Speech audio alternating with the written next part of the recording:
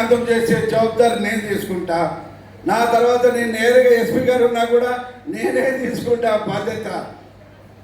ఎందుకంటే అలాంటి వాళ్ళు పోకిరీగాళ్ళు ఎక్కడెక్కడ ఏ కాలేజీలో కూడా ఎక్కడ కూడా ఏ రోడ్లో కూడా లేరని నేను అనుకుంటున్నాను. కానీ అది మీలో ఇంకా ఉన్నారనేది ఏమన్నా నా దృష్టికి వస్తే ఖచ్చితంగా మేమిద్దరు జవాబాదారితో తీసుకొని అది అణిచివేస్తాం.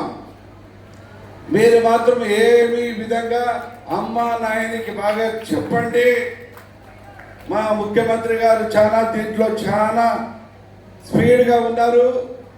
మాకున్న ఎమ్మెల్యే మా బ్రదర్ కూడా అలాగే అంతే స్పీడ్లో ఉన్నారు. దానికి తగ్గట్ట హోంశాఖ మన ఎస్పీ గారు కూడా చాలా స్పీడ్గా ఉన్నారు. ఇలాంటి విషయంలో నాన్నకి అమ్మకి చెప్పండి, మేము కాలేజీకి పోయి ధైర్యంగా ఇంటికి వస్తాం, ఏమీ భయపడతండి. మాకి పూర్తి స్వతంత్రం మన ముఖ్యమంత్రి గారు కల్పించారనే విధంగా ఈరోజు మీరు స్వేచ్ఛగా ఉండాలని మీ అందరూ కోరుకుంటున్నాను.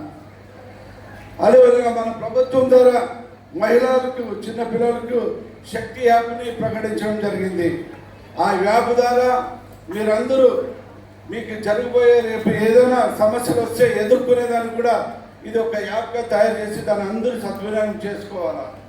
అదేవిధంగా బాల్య వివాహం వాస్తవం అంటే ఇప్పుడున్న టైంలో బాల్య వివాహానికి అది మంచిది కాదు. అయినా కూడా తల్లిదండ్రులు కూడా బాల్య వివాహం చేయకూడదు అనేది 18 ఏళ్ళ తర్వాతనే దాదాపుగా 20-25 సంవత్సరాల తర్వాతనే పెళ్ళిళ్ళకి చేసేదానికి పెద్దలు కూడా అంగీకరిస్తున్నారు. కాబట్టి ఆ సమస్యలు ఎవరికి కూడా రాకూడదని నేను అనుకుంటున్నాను.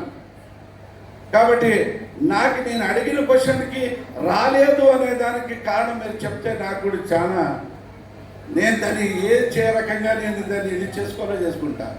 ఏమో బయటకి ఎవరికైనా ఇస్తారా? మీరు మాట్లాడతారా తల్లి? ఎవరైనా ఒక్కరు మీరు రాలేదనే మాట నాకు ఎక్కువ చోటు వినబడింది. లేదు స్వతంత్రం వచ్చిందంటే నేను మైక్ పంపాను.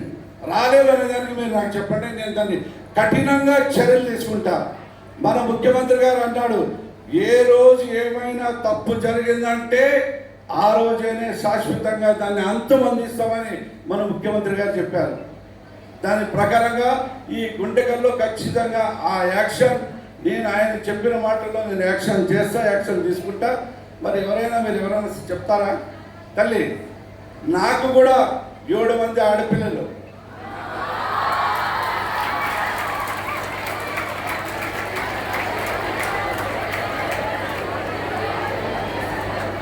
నాకు 3, తమ్ముడికి 3, ఈ తమ్ముడికి 1.